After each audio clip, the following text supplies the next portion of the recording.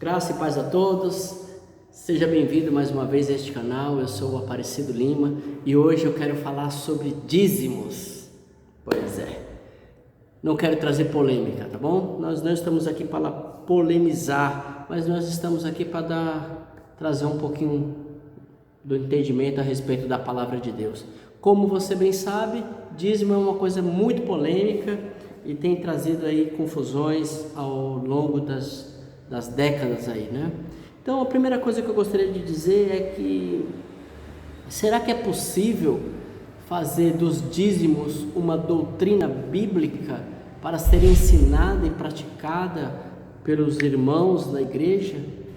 Bom, essa pergunta eu vou dizer que, sinceramente, olhando a palavra de Deus, olhando, estudando a palavra, eu não vejo em nenhum lugar essa doutrina do dízimo para o povo de hoje, para os irmãos que aceitaram Jesus, que nasceram em Cristo Jesus, que são novas criaturas. Não vejo base bíblica para isso. Muitos querem fazer do dízimo de Abraão uma doutrina, também não vejo essa doutrina, porque até mesmo o dízimo de Abraão, como a própria palavra diz, né, lá em Gênesis 14, que ele deu dízimo dos despojos, ele não deu dízimo de nada do que ele fez, nenhuma produção, nenhuma colheita, nada de sua lavoura, foi dízimo dos despojos.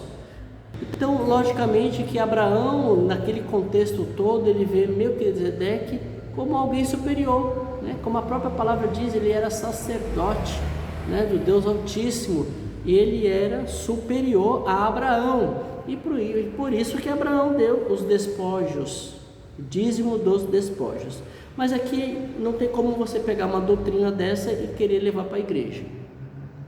Tem também o dízimo de Jacó. Jacó, ele chega num certo momento da sua vida, num período lá em Gênesis 28, se não me engano, Gênesis 28, e ele diz assim: olha, se o Senhor quiser me abençoar, se o Senhor me der isso ou aquilo, eu darei o dízimo. Enfim, também não dá para você tirar doutrina, uma doutrina misturando tudo isso com a doutrina que nós ouvimos muitos pregando, ensinando lá de Malaquias, 3:10. Também não dá. Também você pode usar como desculpa, como argumento, Mateus 3:23. Também não dá para tirar doutrina dali e dizer que Jesus estava ensinando isso. Qual é o problema que eu vejo? O problema que eu vejo é que nós não entendemos muitas vezes que cristianismo é uma coisa totalmente diferente de judaísmo, né? E a lei que trata dos dízimos também não trata dos dízimos para os de fora, trata de dízimo para os de dentro. Tanto é que Levi, o pessoal da tribo de Levi colhiam os dízimos dos próprios irmãos, não era dos estrangeiros. Também não dá para me tirar a doutrina bíblica, porque a lei foi dada para eles, para que se cumprisse toda a palavra de Deus e que Cristo fosse, o nosso resgatador mediante o cumprimento da lei. Porém, o que nós podemos aprender está lá em Hebreus capítulo 7. Em Hebreus fala de uma mudança de sacerdote, de sacerdócio, onde ele também explica que o próprio Abraão, que estava dando o seu dízimo, o dízimo dos despojos a Melquisedeque, ele também estava aqui, por assim dizer, incluindo a próprio Levi, o patriarca ali da tribo de Levi. Então, a tribo de Levi, da linhagem de Arão. Então, não tem como, Então, aqui nós temos um princípio muito interessante, que está aqui em Hebreus 7, que é o princípio da inclusão, É um princípio interessante, porque Abraão deu dízimo e Levi, que há muito tempo depois que veio nascer, não era nem sonhava em nascer, ele já tinha dizimado junto, né? Então por isso que ele não deu dízimo, não pagou, mas ele recebe dos seus próprios irmãos. Isso é algo para aquele momento. Eles não receberam, eles não davam dízimos, eles receberam como uma forma de herança, né? Como a palavra diz, eles não tinham terra, não tinham nada, e essa seria a porção deles. E aquele episódio de Malaquias 3:10, que começa todo aquele burburinho, não vou entrar nesses detalhes, mas eu gostaria de dizer aquilo que é bíblico, aquilo que é realmente que te faz entender a dinâmica, né? A lei não foi dada para gentio, a lei foi dada para o povo, né? Começando ali por Moisés, para que constituísse uma nação. Porém, né, eu não estou aqui para condenar aqueles que recebem os dízimos em suas igrejas. Eu, como pastor também, eu recebo dízimo, porém não com essa conotação dessa doutrina, né? Porque a doutrina do dízimo, ela está tão enraizada na cultura, né? Já virou uma coisa cultural, já está tão enraizada na cultura cristã, que não vale a pena ficar debatendo se é dízimo, se não é. Mas orientar a verdade importa, falar a verdade, não é doutrina. Jesus não ensinou dízimo, né? Jesus não ensinou essas coisas. Porém, aquilo que nós temos como entendimento é que a lei do amor, né, ela é maior do que a lei do comportamento. Isso porque a gente precisa olhar os ensinamentos que Jesus, né, ensinou. Jesus disse assim: olha, e sabereis que sois meus discípulos quando fizeres tudo que eu mando, tudo que eu vos ordenei. Então, uma coisa interessante, você não vê os apóstolos trabalhando essa doutrina, você não vê nem mesmo quando teve o concílio lá em Atos, lembra lá em Atos, que teve o concílio porque a respeito de circuncisão, se deveriam circuncisar os gentios ou não. Que foi que eles falaram? Não tocaram em dízimo. Você pode ver que quando nós temos algo para decidir que é tão polêmico e que está crescendo e as pessoas não tinham muita certeza ainda, muita firmeza, poderia fazer um elaborado elaborar um monte de critérios, um monte de leis, né, para poder o povo seguir, e não foi isso que aconteceu, né? Teve apenas ali um resuminho ali de que eles não deveriam comer de animais sufocados, nem se ver, né, em relações sexuais ilícitas. Olha o que eles foram dizer, para eles se abster dessas coisas. Não falou de dízimo, mas nós vemos Paulo trabalhando com muita ênfase, né, essa questão da oferta voluntária, de não se fazer com constrangimento, em si por alegria, contribuir, abençoar.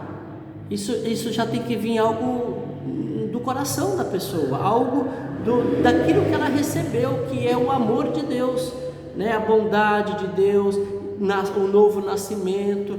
Por exemplo, Paulo chega a brigar lá, discutir lá em 1 Coríntios 9, né? Ele diz que se eles estavam, né, alimentando eles com alimentos espirituais, com bênçãos espirituais, por que o povo não podia abençoá-los com bens materiais?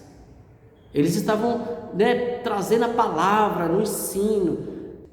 Não falou de dízimo, oferta, fazer por amor, fazer porque você entendeu a proposta, você entendeu a necessidade do próximo, você entende a necessidade da localidade onde você está congregando, da qual você faz parte, né? Abençoar o teu pastor, abençoar a comunidade, isso é o que Deus quer, né? Porém, se na sua localidade ainda tem o dízimo, né, como essa doutrina, que você entenda a diferença da doutrina do dízimo do Antigo Testamento e aquilo que você pode ter hoje como dízimo, como uma forma apenas de de nomenclatura, né? Como uma forma apenas de você ter um meio de se organizar, digamos assim. Aqui tem pessoas que entregam dízimo, a gente recebe de normal, porém a gente não ensina essas coisas, né? A gente nem fala de dízimo nos cultos. Os irmãos que querem nos abençoar, eles já sabem onde tem que depositar, né, as suas ofertas. E aqueles que se sentem na necessidade de dizimar na forma de dízimo, contribuem com seus dízimos, não temos problema algum. O que nós queremos ensinar é apenas tirar o peso.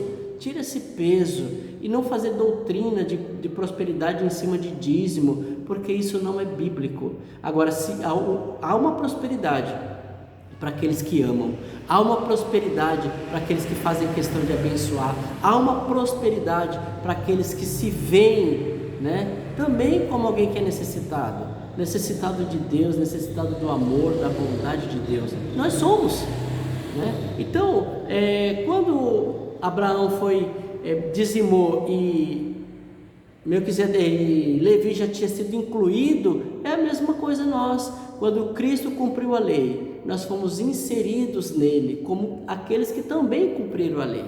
Porém, nós não vivemos no modo da lei, no modelo da lei, né? Onde eu queria dizer aqui que em Hebreus 7 fala de uma mudança de sacerdócio. Uma mudança, e onde houve uma necessidade de mudar o sacerdócio, houve uma mudança, tem que mudar a lei também, né? Isso que nos diz Hebreus 7, 15, a partir do 15.